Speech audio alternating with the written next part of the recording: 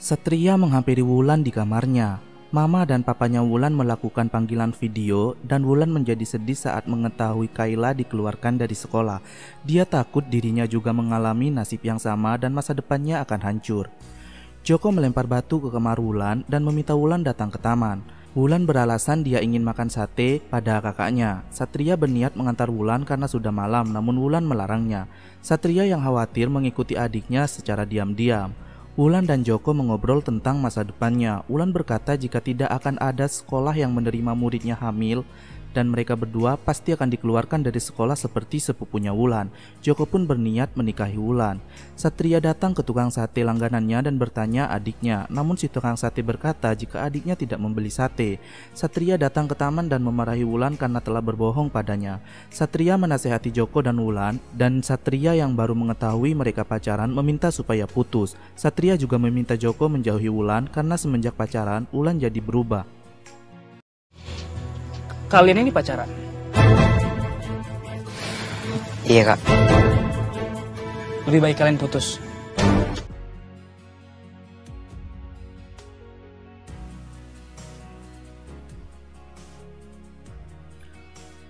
Pulang ke rumah, Joko berniat memberitahu ibunya tentang kehamilan Wulan, namun dia mengurungkan niatnya karena melihat ibunya kecapean dan tidak tega. Pagi hari di sekolah, Gino menemui Wulan dan bertanya kenapa kemarin dia nangis dan Joko mengejarnya. Wulan pun beralasan jika Joko sudah menghilangkan bukunya. Kedua sahabatnya yang tidak tahu hal itu jadi terkejut, sementara Joko hanya terdiam melihatnya dari kejauhan. Saat Joko membantu Bang Ucok, dia melihat susu hamil dalam belanjaan ibu-ibu yang sedang hamil. Joko pun berniat membeli susu itu untuk Wulan supaya dedek bayinya sehat. Joko lalu meminta pekerjaan pada Bang Ucok. Bang Ucok berkata tidak boleh karena mempekerjakan anak di bawah umur itu melanggar undang-undang. Namun Joko memaksa karena dia sangat butuh uang. Wulan dan kedua sahabatnya tengah makan. Lili berkata jika Wulan seperti ibu hamil karena makannya sangat banyak, tidak seperti biasanya. Wulan pun jadi tercengang dan menghayal dirinya sedang menggendong bayi dan Joko tak membiarkan Wulan belajar. Joko, gantian dong belajarnya. Oh, besok kan ujian. Bentar ya. Jagain dulu dedenya. Inah memarahi Joko lantaran dia bekerja. Bang Ucok pun berkata jika niat Joko sangat baik untuk membantu meringankan beban Inah. Bang Ucok lalu memberikan upah pada Joko. Di rumahnya, Joko hendak memberitahu ibunya tentang kehamilan Wulan dan niatnya untuk menikahi Wulan. Namun telepon tiba-tiba berbunyi dan Inah buru-buru pergi karena ada pekerjaan penting di rumah Pak Prapto.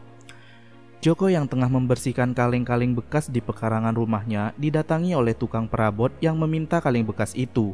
Kang perabot itu meminta Joko supaya belajar yang rajin dan jangan sampai putus sekolah, supaya masa depannya terjamin dan tidak seperti dirinya yang hanya lulusan SMA, pontang-panting menawarkan perabot namun tidak ada yang beli. Indro menegur Joko yang melamun lantaran dia mencoret-coret bukunya di kelas dan tidak mencatat pelajaran. Joko berkata jika dia lagi gak fokus. Indro pun menyemangati Joko supaya tidak menyia-nyiakan kepintarannya. Joko menatap Wulan dari bangkunya dan menghayal dirinya bekerja sebagai tukang perabot. Wulan datang memanggil Joko dan Joko bertanya apakah dia sudah membeli susu. Wulan berkata jika uangnya hanya cukup beli bubur 1 mangkok.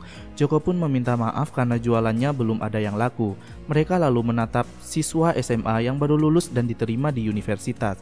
Seorang guru menegur Joko yang membuat Joko terkejut dan terbangun dari lamunannya. Dia bertanya kenapa Joko mencoret-coret bukunya, padahal bukan pelajaran seni lukis, melainkan pelajaran aljabar. Guru itu lalu menghukum Joko untuk mengerjakan soal nomor 1-10. Roni pun menyemangati Joko, pasti bisa karena Joko sangat pintar. Sementara Gino protes dan meminta supaya mengerjakan nomor 1-20. Pak Guru lalu berkata ide bagus dan Gino yang diminta mengerjakan nomor 11-20. Pulang sekolah, Wulan diajak pulang bareng oleh sahabatnya. Namun Wulan menolak dan berkata jika dia mau ke toko buku.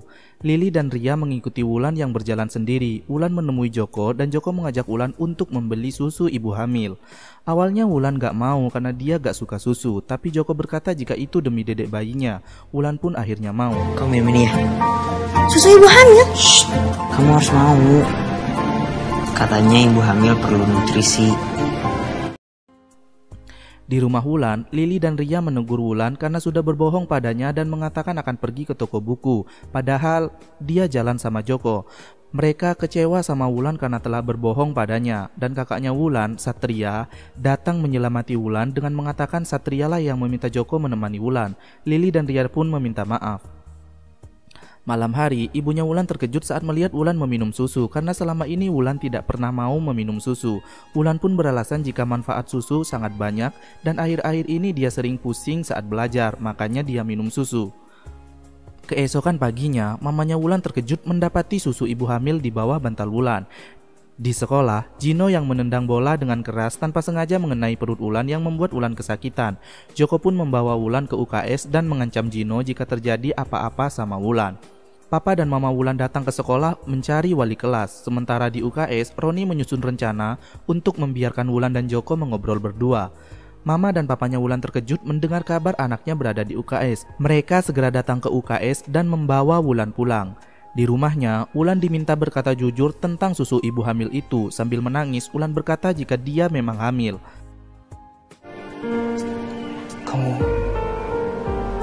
Kamu hamil. Orang tuanya pun meminta Wulan mengantarkan ke rumah anak yang sudah menghamilinya. Di tengah jalan, mobilnya tiba-tiba mogok. Sementara di rumah, Joko hendak menceritakan kehamilan Wulan pada ibunya. Papa Wulan dan Satria berjalan kaki ke rumah Joko. Sampai di rumah, Satria menyeret Joko dan Satria langsung menghajar Joko. Ibunya datang dan memeluk Joko. Satria berkata jika Joko sudah menghamili adiknya dan ibunya pun terkejut. Joko lalu minta maaf pada ibunya. Kak Satria, Kak! Gue bilang jauhin Wulan. Kamu Anak bangunan. Kalian itu siapa?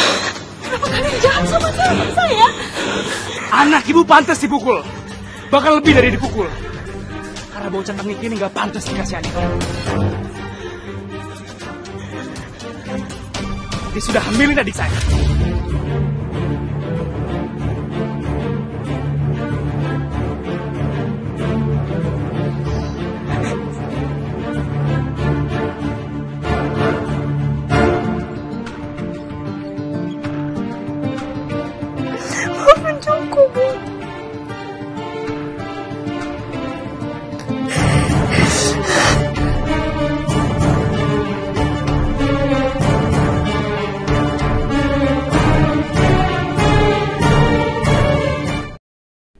Keesokannya, papa dan kakaknya Wulan datang lagi ke rumah Joko untuk membicarakan hal memalukan itu. Sementara, mamanya Wulan sedang menangis di kamarnya. Papa Wulan menggertak Wulan supaya berkata dengan jujur apakah memang benar Joko yang sudah menghamilinya. Wulan yang sedih karena takut papanya marah pada Joko memilih untuk diam. Inah berkata jika mungkin bukan Joko karena Wulan tak menjawab apapun. Namun Joko berkata bahwa memang benar dia yang menghamili Wulan. Joko juga memberikan bukti hasil tes pack pada ayahnya Wulan. Memang saya yang menghamili Wulan. Lu udah curi masa depan adik gua. Joko ada buktinya.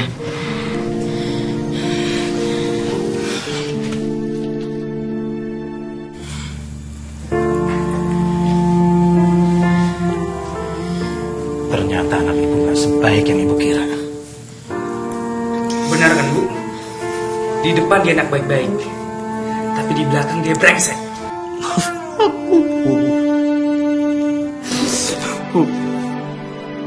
Aku tahu kesalahan aku gak akan yang maafin, aku tahu Bu, tapi aku mohon. Aku mohon Bu, aku mau tanggung jawab. Mau nikahin Wulan Bu, aku mau tanggung jawab. Papanya Wulan jadi bingung dan memilih untuk pulang. Di kamar, ibunya Joko yang marah meminta Joko untuk keluar. Kamu anggap hidup itu permainan. Kamu nggak tahu beban hidup kamu akan lebih berat. Beban hidup kamu lebih berat jadi seorang suami, jadi seorang bapak. Itu akan lebih berat.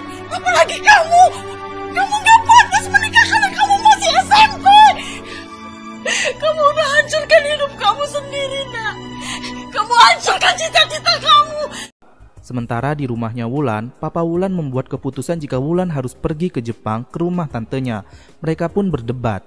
Satria lalu membawa Wulan ke kamarnya. Wulan yang menangis meminta kakaknya supaya membantunya, namun Satria tidak bisa membantu apapun. Wulan yang menangis dikunci dari luar oleh kakaknya.